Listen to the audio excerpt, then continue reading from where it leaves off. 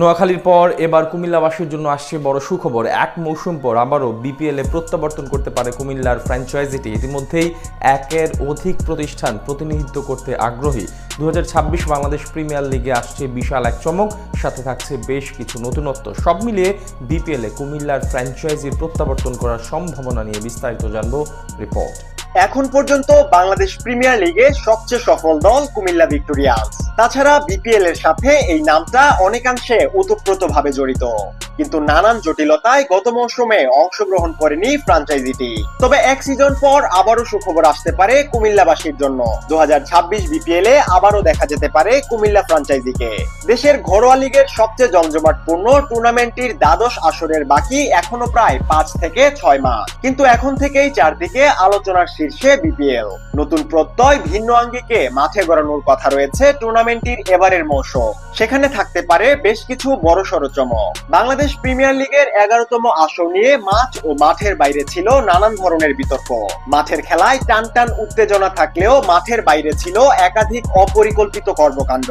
সেই ভুল থেকে শিক্ষা নিয়ে 2026 বিপিএল নিয়ে ভাবা হচ্ছে নতুন করে।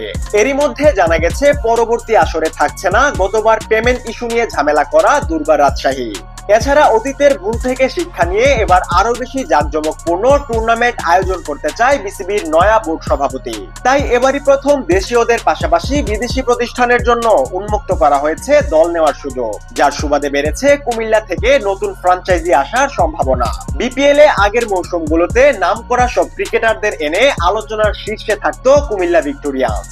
এখন পর্যন্ত সর্বোচ্চ 4 বার নিজেদের ঘরে শিরোপা তুলেছে ফ্র্যাঞ্চাইজিটি। সেখানে কুমিল্লার ক্রিকেট প্রেমীদের উচ্ছ্বাস আলাদাভাবে নজর কেড়েছে সকলে। সেখান থেকে শোনা যাচ্ছে নতুন করে কয়েকটি প্রতিষ্ঠান কুমিল্লা থেকে প্রতিনিধিত্ব করতে চায় ভিন্ন এক ফ্র্যাঞ্চাইজির হয়ে। জানা যায় ইতিমধ্যে বেশ কিছু বড় প্রতিষ্ঠান কুমিল্লার হয়ে আগ্রহ প্রকাশ করেছে বিসিবির কাছে। এরপর আনুষ্ঠানিকভাবে নিজেদের আবেদনপত্র জমা দিবে তারা। সেখানে বিসিবি অনুমোদন দিলে আবারও 1 বছর পর বিপিএল এ প্রত্যাবর্তন করবে কুমিল্লা নামে নতুন এক ফ্র্যাঞ্চাইজি। এর আগে কুমিল্লা ওয়ারিয়র্স নামে একটি দল একবার বিপিএল খেলেছিল, আর বাকি আসরগুলোতে ছিল কুমিল্লা ভিক্টোরিয়ান্স, যারা কিনা 2016, 2019, 2022 এবং 2023 সালে চ্যাম্পিয়ন হয়েছে। এদিকে কুমিল্লা বাদেও এবার বিপিএল এ আসতে পারে আরো একটি নতুন ফ্র্যাঞ্চাইজি, যার জন্য এরই মধ্যে আগ্রহ প্রকাশ করেছে নোয়াখালী রয়্যালস নামে একটি দল। যদিও তাদের এখন পর্যন্ত সবুজ সংকেত দেয়নি বিসিবি।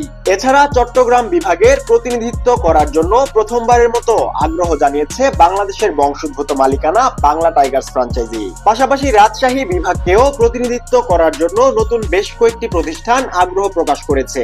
এখন দেখার পালা সেখান থেকে কাদের বেছে নেয় বিসিবি। চলতি বছর নভেম্বর বা ডিসেম্বরের দিকে মাঠে গড়াতে পারে বিপিএল এর 12তম মৌসুম, যেখানে দল থাকতে পারে 6 থেকে 7টি।